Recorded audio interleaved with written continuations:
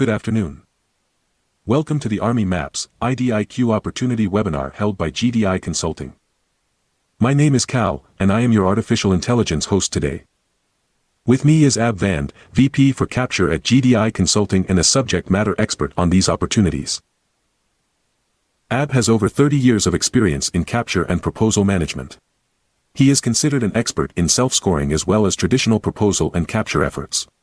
Ab has managed over 1,000 successful capture and proposal efforts and is a regular contributor to Washington Technology and other online GovCon magazines. He has also held numerous training webinars for various APMP chapters and Apex, previously PTAC, offices throughout the U.S. Before starting, there are a few housekeeping notes I would like to mention.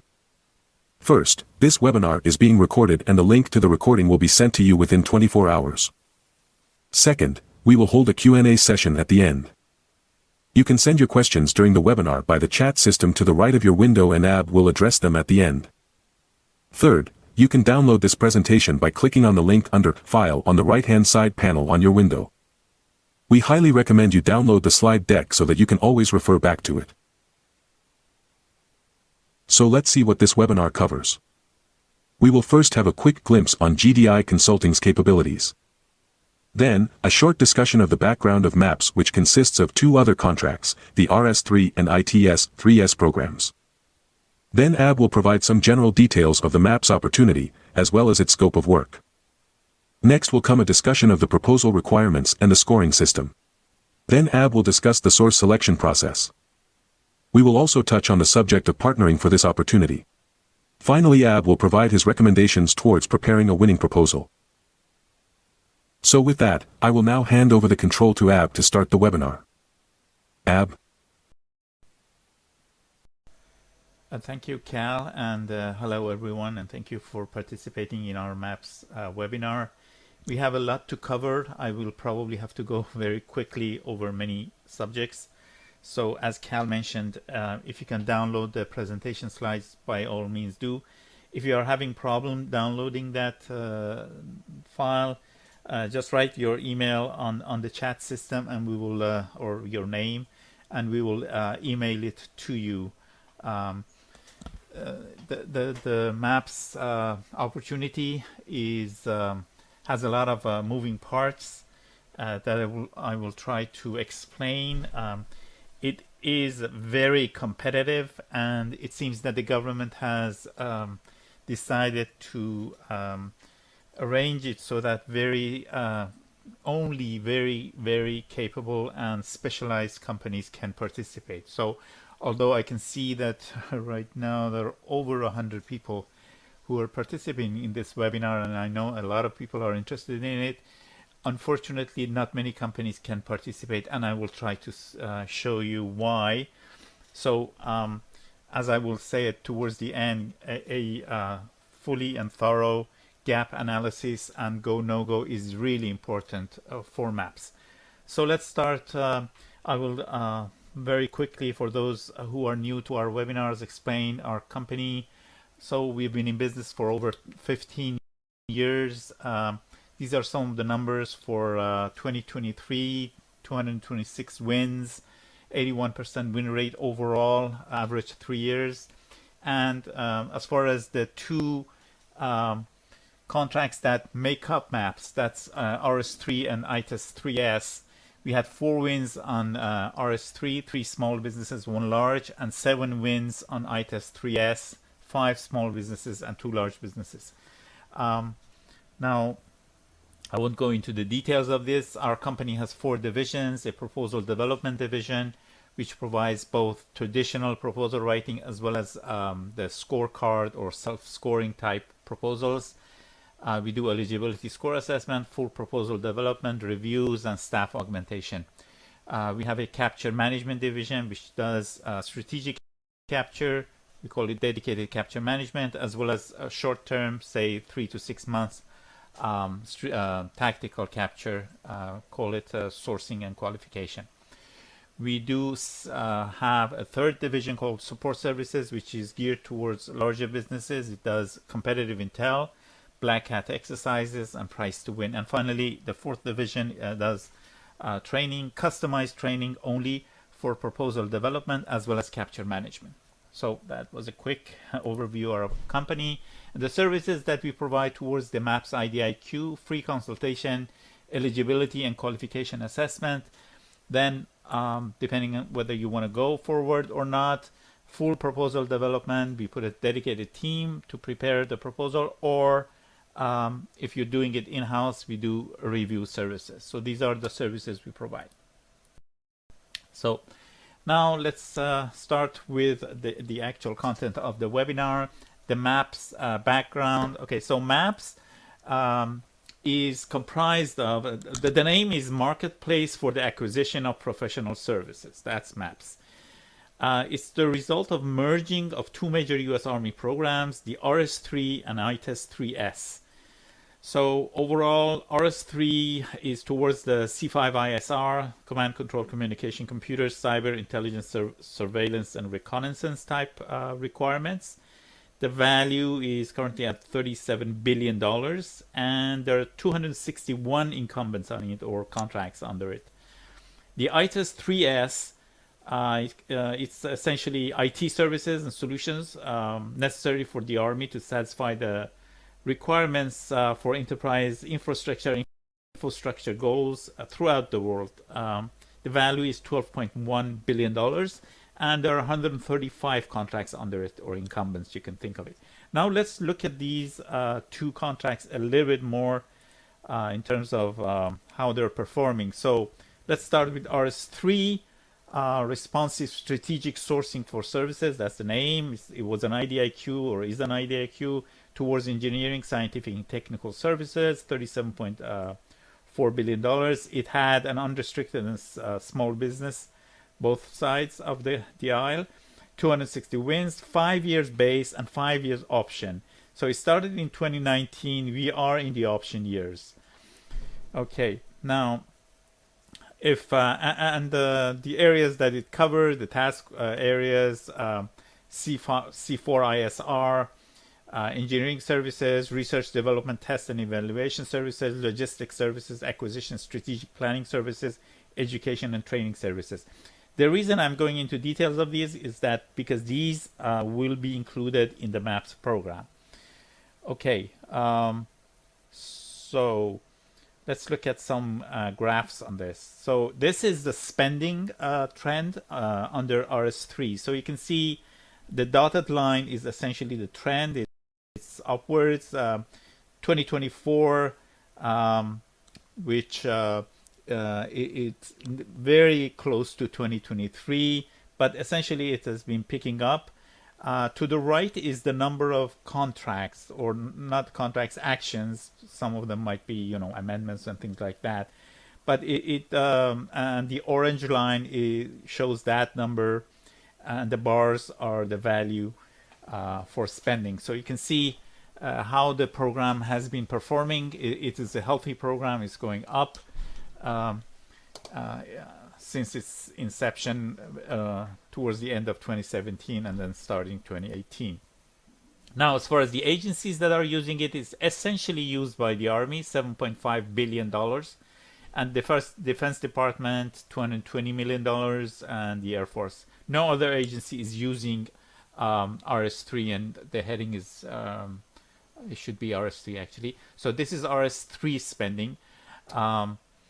Now, as far as socioeconomic categories, the orange is the large businesses, and the dark blue is overall small businesses. So $2.8 billion were awarded to small businesses, and nearly $5 billion to large businesses. Now, as far as the specific socioeconomic, you can see veteran-owned, small disadvantaged, women-owned, STV, OSP, Alaskan Native, and Hub Zone, and 8A. So 8A, very little. The others, you can see these are in the millions. The overall small business is large, much larger than these, because many total small businesses participated and were awarded.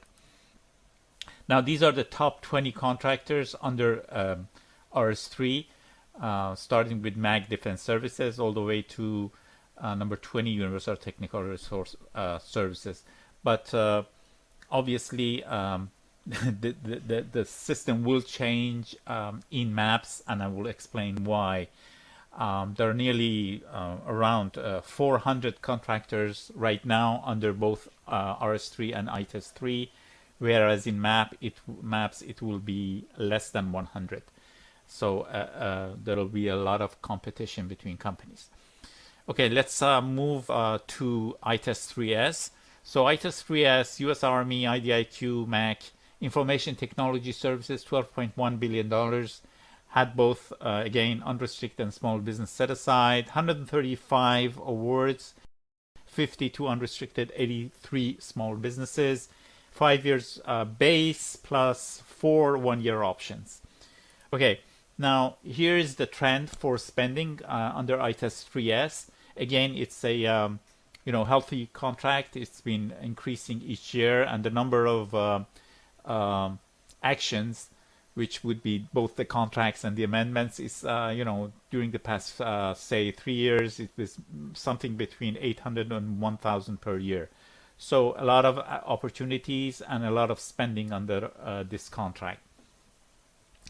Okay, so in terms of agencies, you can see that ITES-3S is used much more widely than compared to the RS3 contract. Here, obviously, the Army has the largest share, nearly $2.5 billion, but the Defense Department, the Air Force, General Services, and so on and so forth, they are having shares. These are in the millions of dollars, so nearly $350 million in defense. The Air Force, $180 million. GSA, a little bit less than $100 million, and so on.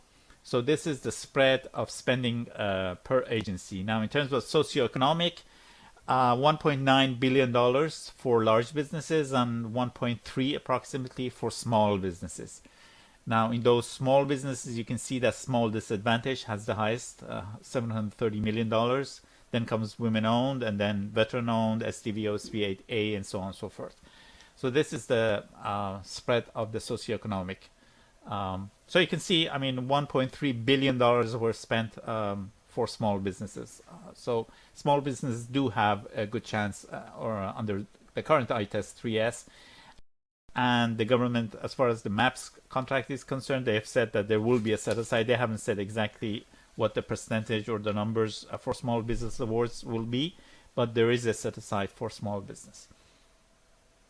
Okay, so, and this is the top 20 under ITES-3S at the current point in the contract. So you can see from the first one, Psych, all the way to the 20th one, Tech Snaps, whatever, corporation. These are the spending or paid to these companies. Okay, so that was a short background for MAPS, those two contracts. Now let's dive into MAPS itself. Let's start with some general information about this opportunity. So it's by the U.S. Army, obviously. It's an IDIQ. The subject engineering, scientific, technical, and IT services. So it encompasses a lot of areas, and we'll see it has 5 domains. The value is estimated to be $50 billion.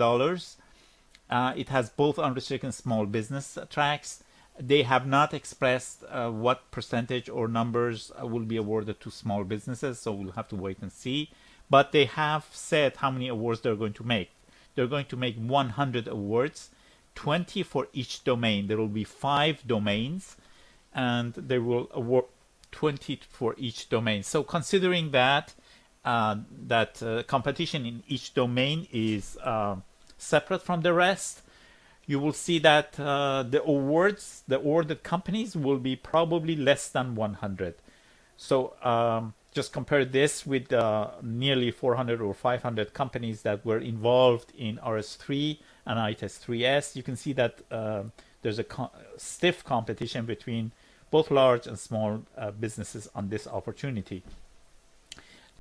And of course, the requirements are much more stringent for MAPS, and we'll see that in a minute. Contract duration 10 years, 5 years base, plus 1 5 years option. The full RFP, so far it's estimated to be released, or the government has said that they're going to release it in February 2025, and the award will be in August 2025. So one will have to wait and see. Now, I discussed the domains. So there are 5 separate domains. This works like 5 separate contracts. So essentially, you have to submit 5 different proposals for this.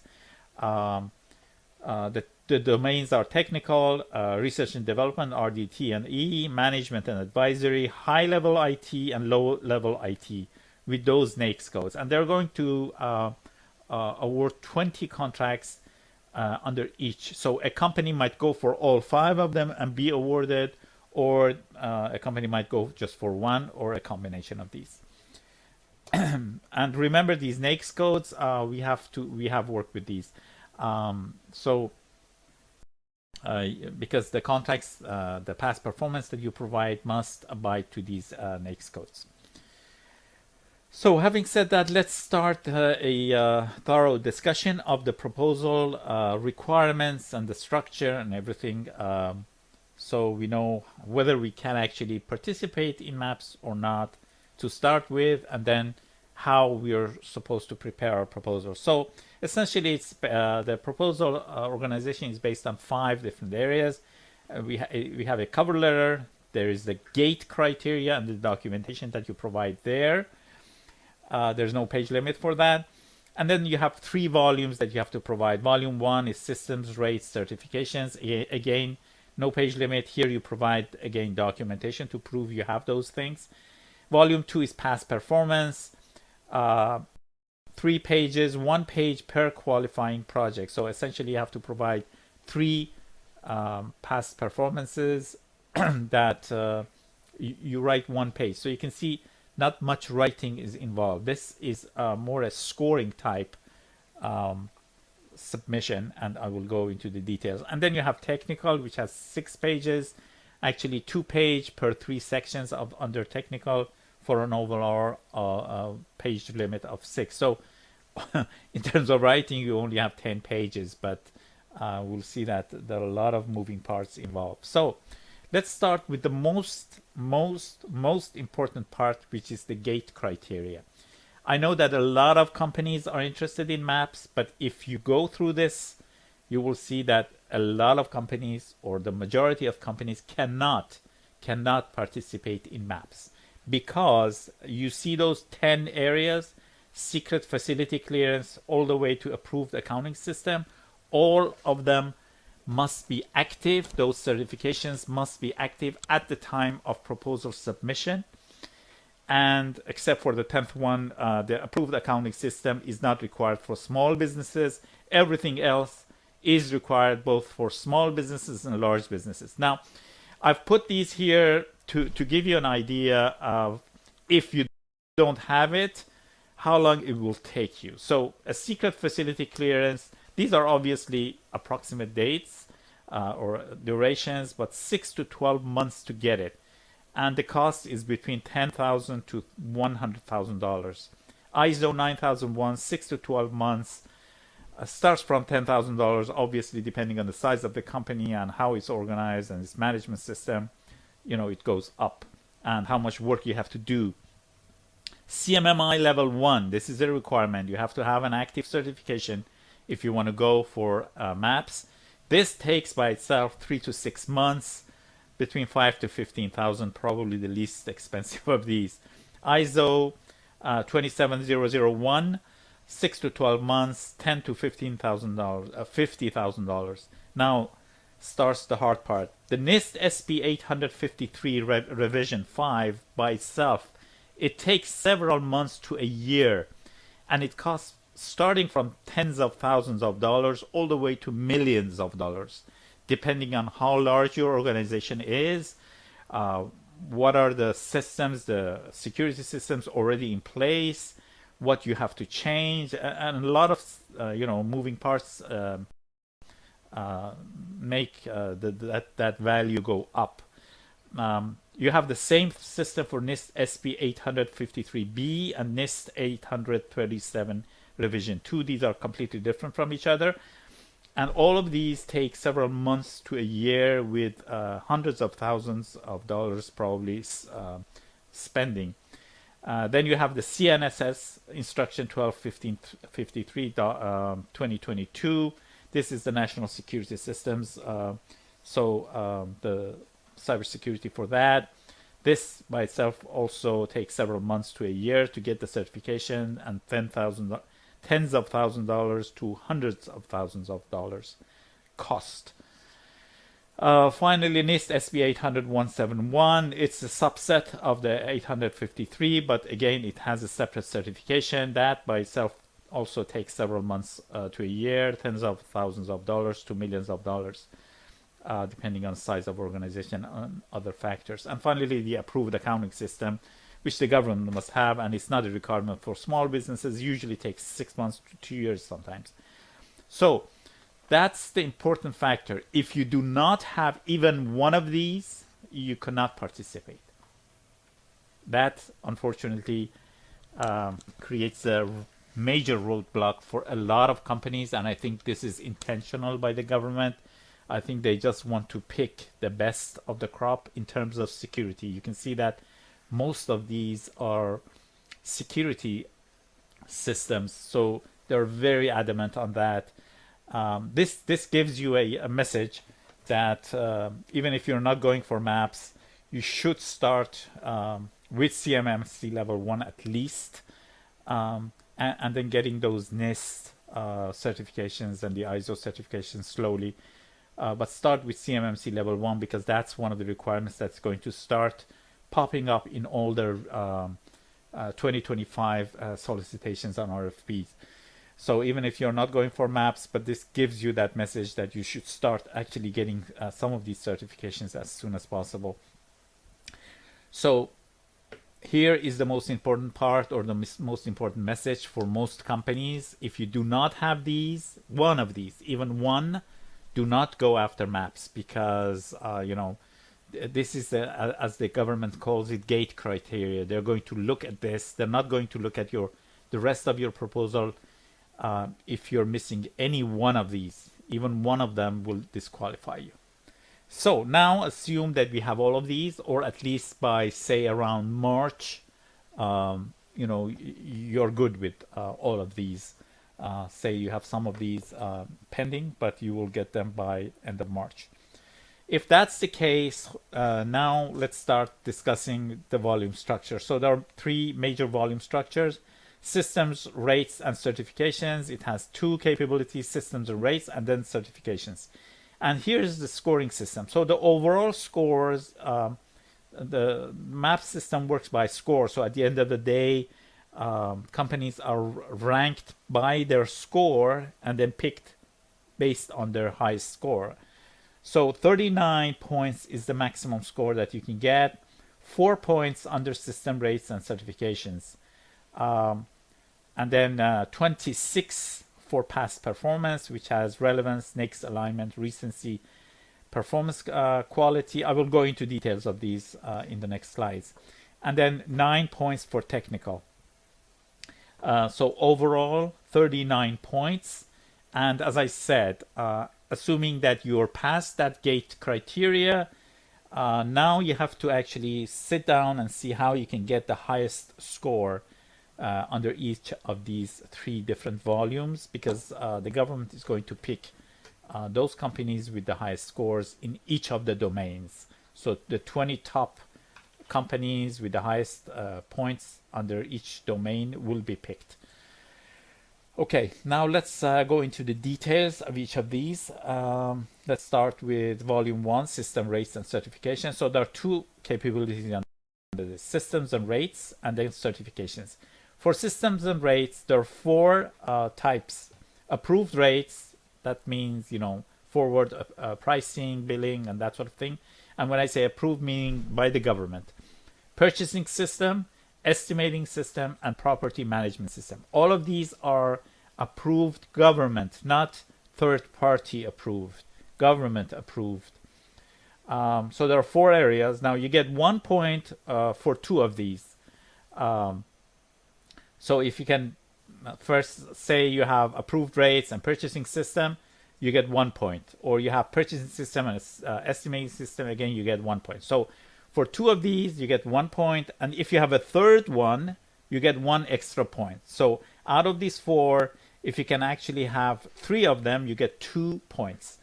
If you have all 4, you still get 2 points. So the maximum is 2 points. For certifications, there's CMMC level 2 or higher, and ANSI, EIA, 748. You get 1 point per certification. So if you have both of them, you get 2 points. Overall, the maximum for volume 1 is 4 points. So essentially in volume 1, you must provide documentation to prove that you have these. For the first 4, under systems and certs, these documentations means government approved letters, the letters that you can provide as proof.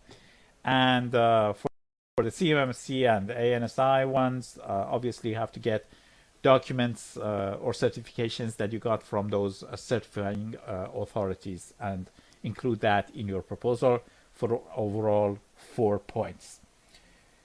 Now we get to the main part, which is the volume 2 past performance, 26 points.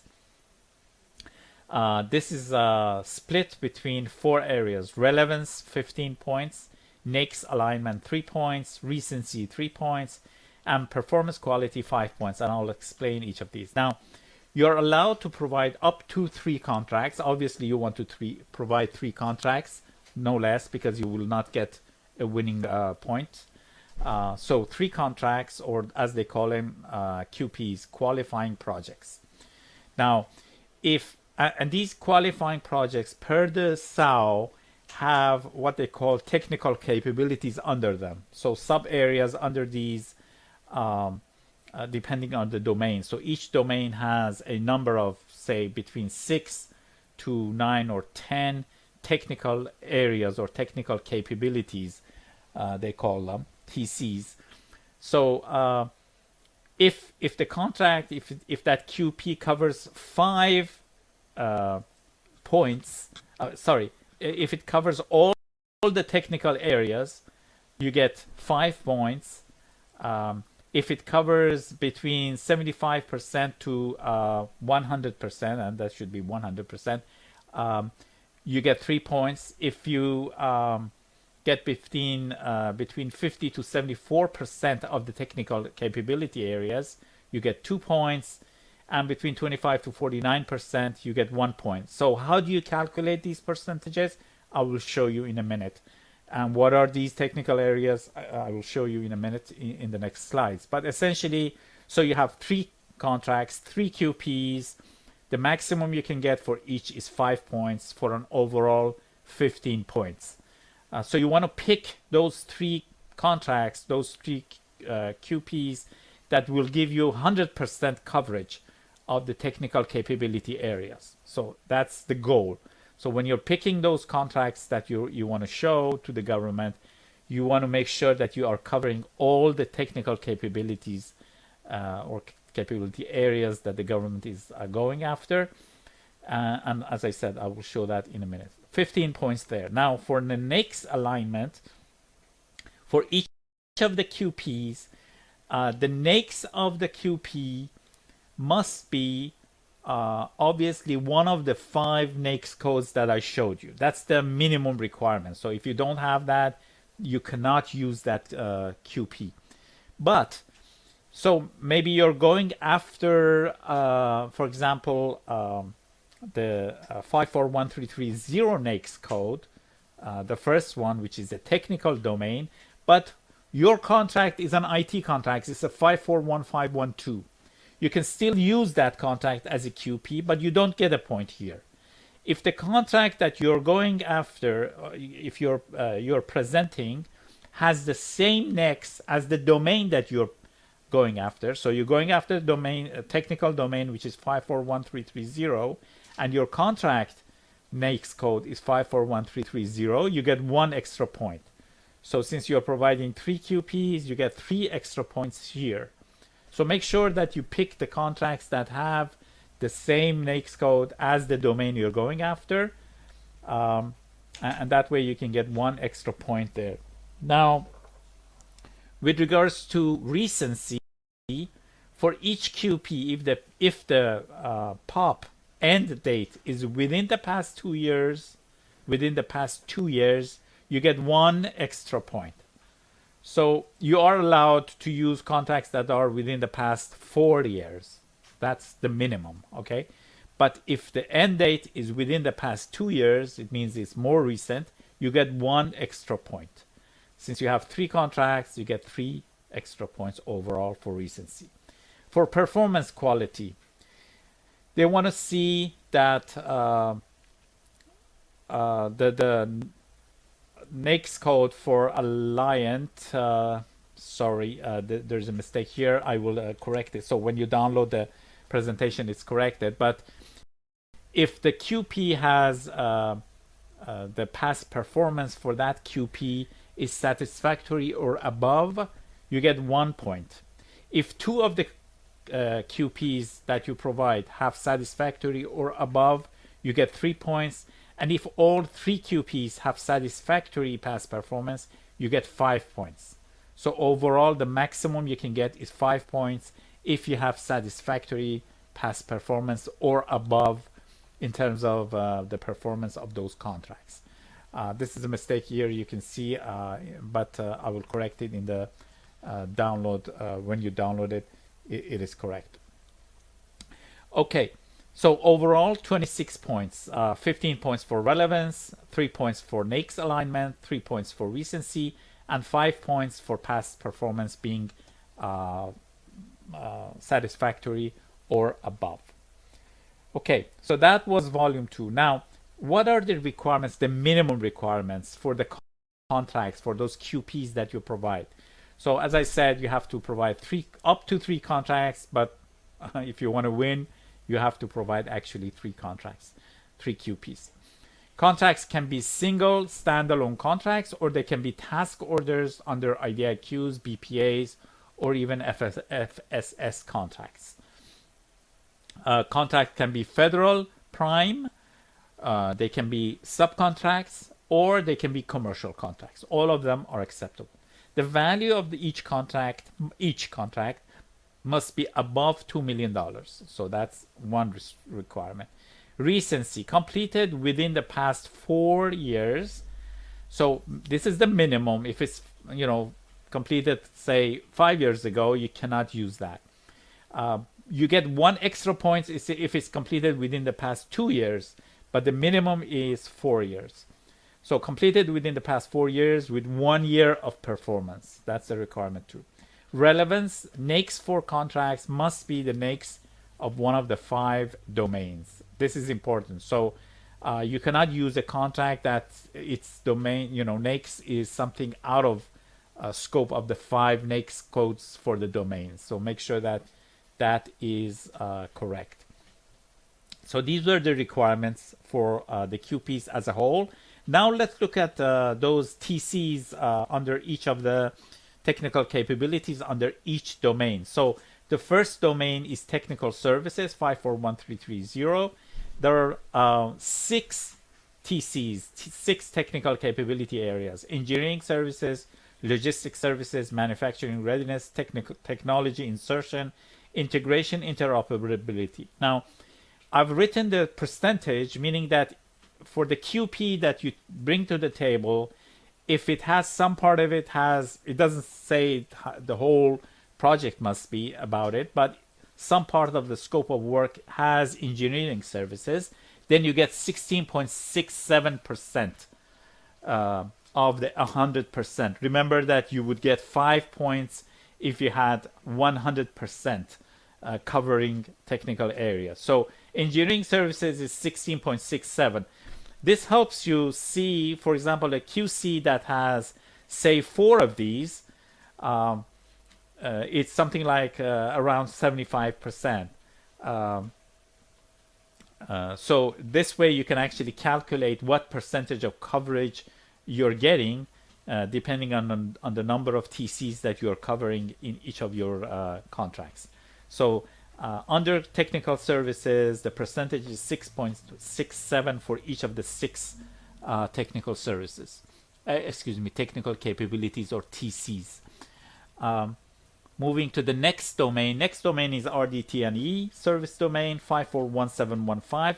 This one has 6 technical capability areas too: basic research, applied research, experimental development research, modeling, simulation, prototyping and fabrication support, and exploratory research. So these are all 16.67%.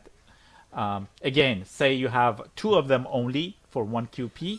That's 2 times 16.67. That gives you, you understand what coverage you have. Then you look up that table that I showed you earlier. I can actually go back so you can have an idea here. So 5 points if you get 100% coverage. If the adding of those percentages is something between 75 to 99%, this is not correct. And then 50 to 74%, you get 2 points, and 25 to 49%, you get 1 point. So that's how you actually calculate these percentages and calculate the points you get. So we were discussing these under RDT and e-services. Now the third domain is management and advisory service 561110. This one has 6 TCs too: acquisition, strategic planning, financial services, training services, educational services, quality assurance, and risk management. Each of them 16.67%. And you add up, maybe a QC, a contract you have, has 4 of them, 5 of them, or 6 of them. Best is to have 6, because when you have all 6, then you have 100% coverage and you get 5 points. Okay, now fourth domain, high-level IT services. That's 541512. Here we have 9 areas or 9 technical capabilities. Intelligent automation, which means AI, robotic, and pre-automation. Infrastructure service platform, infrastructure cloud services, component framework, big data analytics, data services, quantum computing, business process reengineering, network system operation and maintenance enterprise, integration and consolidation information technology services, cybersecurity services, and finally telecommunications systems operations and maintenance. These each have 11.11%. So depending on how many of these you can get, just add 11.11% and come up with your maximum score. So that's high-level IT service domain 541512. And finally, the fifth domain is low-level IT services 541519. This has 7 technical capability or TC areas: help desk support, independent verification and validation, IT supply chain management, IT management services, business process reengineering, network systems operations and maintenance, and information technology services.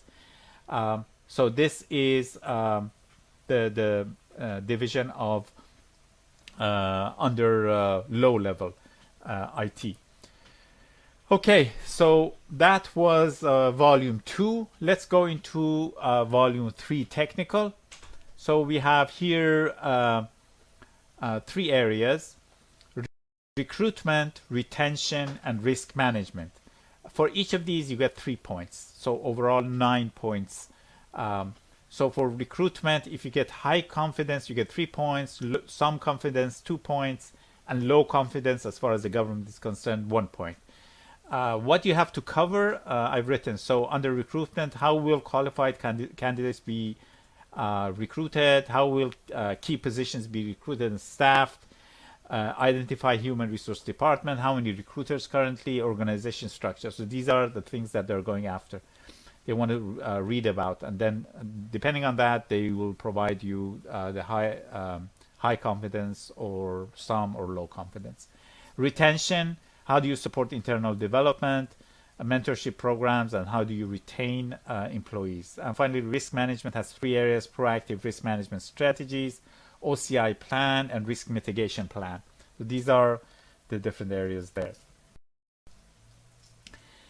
That was a short explanation of how the proposal structure and the proposal scoring works. Now let's look at how the government is going to select, assuming that they've received hundreds of proposals, how are they going to do the selection process? So there are 4 steps in the selection process. Step 1, and this is per domain, obviously. In step 1, they check the gate criteria, those 10 areas that I had listed.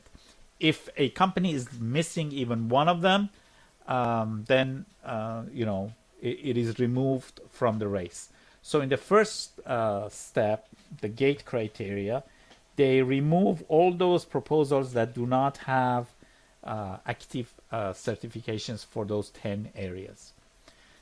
Then they move, assuming that your proposal is good, they move it to the second step, which is called scoring and ranking. Here, they check your scores, make sure that you have all documentation, everything is in place, they read through, and then they rank you. So based on the score you get, and they might change the scoring, you might think that you get some score, but they might change it depending on what their interpretation is. And then they rank companies based on those scores, those 39 points maximum that you can get under that particular domain. And then in third step, obviously, they do the selection. They pick the top 20. Now, they have said that they're going to set aside a portion to small businesses under each domain. That means that, say, they come up with, they haven't said it yet, but I'm just giving you an example. Say they say that out of the 20 companies, we're going to give 3 to small businesses.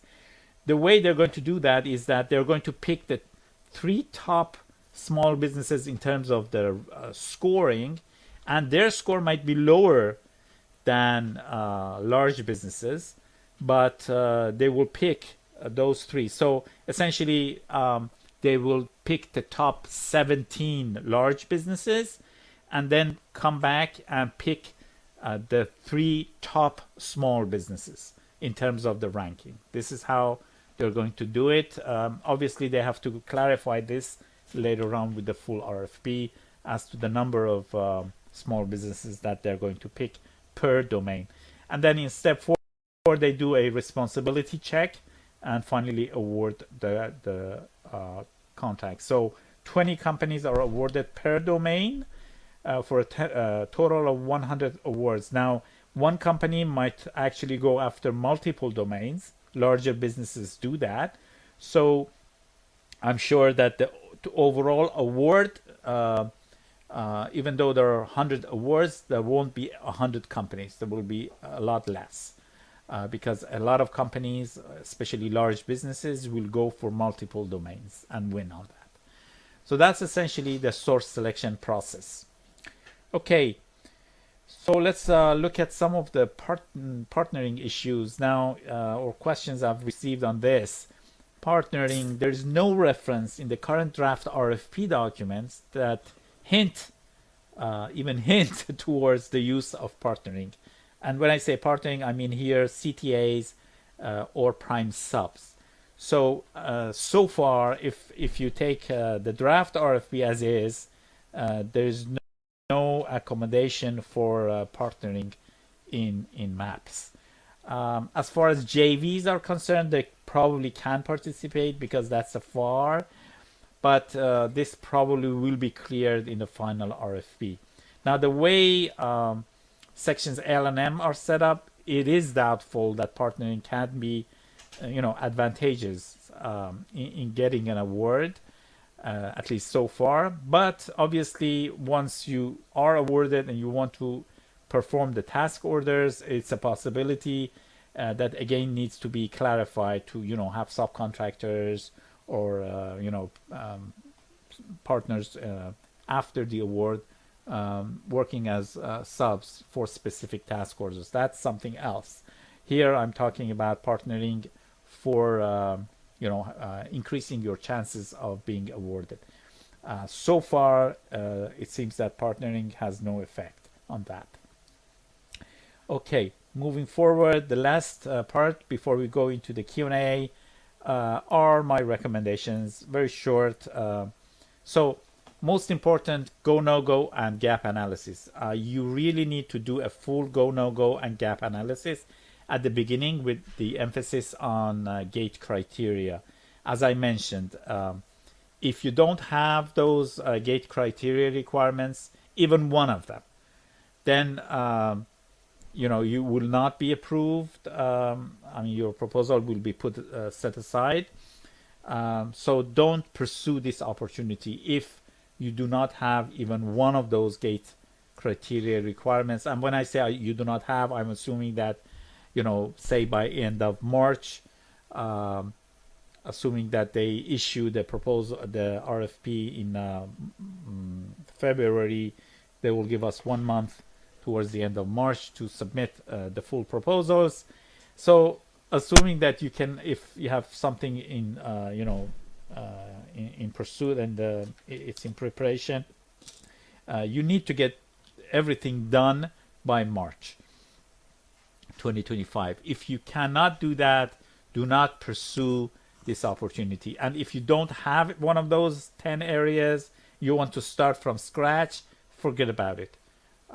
This is my recommendation. Do not go after MAPS. It's just a waste of your time, money, resources, and so on and so forth. So this is essentially geared towards those companies who already have all those security requirements and certifications in place. And one point, because I've been asked this, unlike other opportunities such as, for example, SOUP 6, which allows in-process certifications, for example, in SOUP 6, it requires ISO 9001, but it says if you're a small business and don't have it, if you provide proof that you are in the process of getting it, it's okay. They accept it, even though you have 12 months after that to get it. This is not the case for MAPS. MAPS requires active certificates at the time of submission. So this is the most important part. Do a fully, a full go, no go based on those gate criteria, and then a gap analysis for your past performances. You want to get those 39 points. So essentially, when I come to the general notes I want to give to you, assuming that you're past the gap analysis part and the go, no go, you should aim to get the full 39 points. Competition is high, so every 1 point counts. Go for the 39 points however you can. Now, you should assume that your competitors all have the required systems, rates, and certifications, and will get the 4 points there. You should also assume that the technical volume, which is the recruitment, retention, and risk management part, 2 pages each, you should assume that they get the 9 points there, because it's essentially based on good writing skills. You provide a sound recruitment strategy, retention strategy, and risk management, you get the points. So you should assume that your competitors will get those points. So at the end of the day, it boils down to how well you and your competitors can get, how many points out of those 26 points for past performance. This is where you should concentrate and try to maximize your score there. Now, to do that, ensure that you profile, and when I say profile, meaning going through each contract and extracting the needed information. So ensure that you profile all your past performance contracts, independently scoring them. So you need to independently score each of those. So maybe you come up with 50 contracts in those areas. Go through them, score each one of them, and then pick the best in terms of highest score. Which 3 you will pick out of those 50. So this is a lot of work, especially for large businesses that have hundreds of contracts.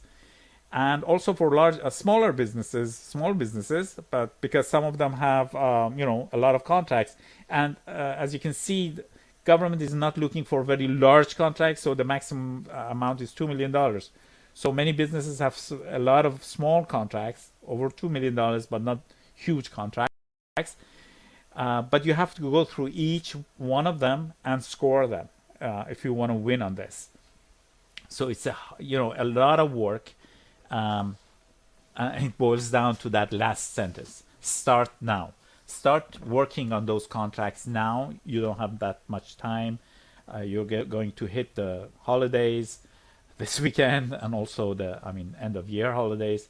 So that's my recommendation. Go through all your contracts, profile them, score them independently. You want to pick 3 contracts that you can get 26 points out of them.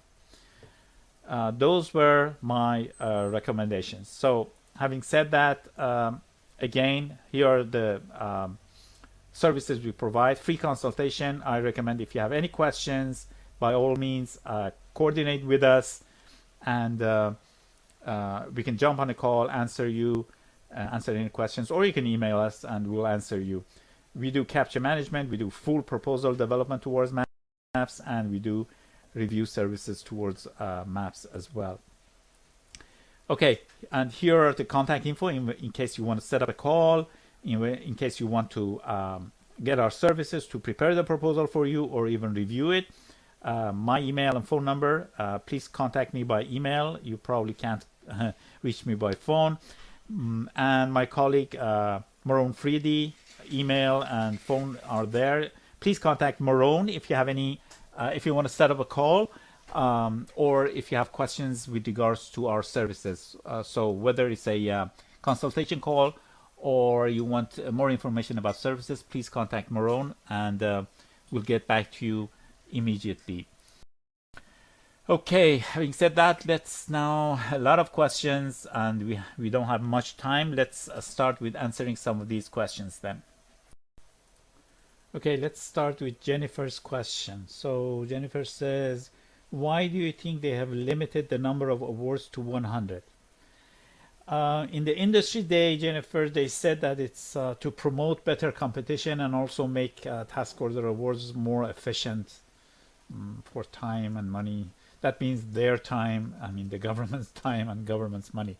You see, for example, take the number of awards for RS3. There were 261 companies in RS3, and over 160 of these companies, that's around 61%, did not get any awards during these 5 years. So nearly over 60% didn't get any task order awards.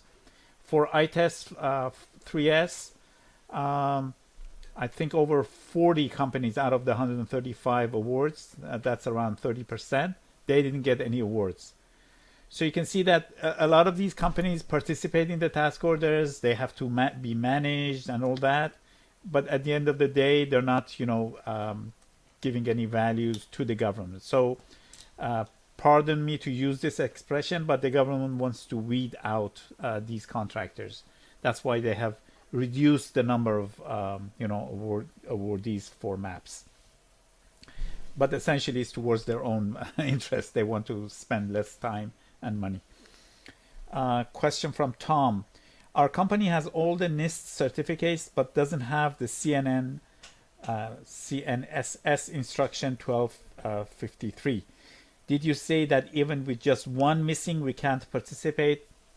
Well, unfortunately, that is correct, Tom. However, if you have all the NIST certificates in place, your security system might be pretty robust and ready for CNSS 2, which is essentially a set of training, CNSS, and then implementation. So you should actually consult with your provider to see if during this 3-4 months you can get that or not, because you might be able to do that.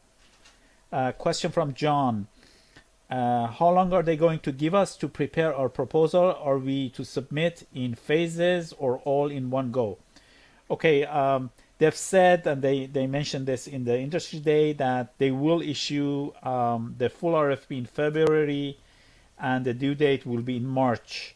And then considering the fact that the writing is, very little, you only have to write 10 pages for this, essentially. I doubt they're going to give more than 30 days for the due date. And then for the second part of your question as to the phasing, you're supposed to submit the entire proposal, everything together. So both the documentation for the criteria, the main part, security criteria, plus the other 10 pages of writing, all that, all of it together, one phase. Question from Steve. Please repeat what you said about QPs and TCs. I got them mixed up. Okay, so say for each domain submission, you need to provide 3 contracts. These are called qualifying projects or QPs. So QPs are the 3 contracts that you provide for that particular domain. Now, under each domain's scope of work, there are a number of areas which are called technical capabilities or TCs. So these are the sub areas under that domain or under that scope of work. Depending on how many of these TCs are covered in each of those QPs, each of those contracts you provide, you get a number of points. If you can cover all of the TCs, so all of the scope of work for that domain in one contract, you get 5 points, and then less depending on the percentage that we discussed. Question from Mary. Can we use ongoing projects or do they have to be completed? Actually, Mary, the wording is a little bit ambiguous here, whether, for example, you can use an ongoing contract that has over 1 year of performance or not. This is not very clear. This should be clarified in the final RFP. I recommend that you actually do write them a question, ask them to clarify on that. Question from Bob. Explain again the limitation and scoring on the NAICS. Okay, Bob. So the NAICS of the contract that you use as QP, as qualifying project, should be one of the NAICS codes of the 5 domains. That is 541.330, 541.715, 561.110, 541.512, and 541.519. One of these 5 NAICS codes. So that's the minimum. Now, if the NAICS of the QP that you're bringing to the table has the same NAICS as the domain you're going to go after, you get 1 extra point. For example, say you're going after high-level IT domain, which is 541.512. That's the domain NAICS code. Now, you have a QP that has a NAICS code of 541.330. You can use that, but you don't get an extra point for that. But if the QP has an NAICS code of 541.512, not only can you use it, but you get an extra point because of the fact that the NAICS code of your QP aligns with the NAICS code of the domain. Question from Barb. I guess this would be the last question. We are out of time completely. Barb says, can you use the same contract for multiple domains? Yes. So yes, you can. You are allowed to do that. So you can use the same 3 contracts that you use for, say, high-level IT for low-level IT, or for even technical 541.330, whatever. So it's depending on how you select this, it is allowed. That's fine. Okay, I'm apologize. I think we have run out of time. We have reached our limit. So thank you everyone for participating in our webinar. There are some more questions that I have not answered. I will reply to those by email. And as I said, if you're having difficulty downloading the slide deck, just say so on the chat system and we'll email it to you. Thank you again for participating in our webinar, and we look forward to seeing you in our future webinars as well.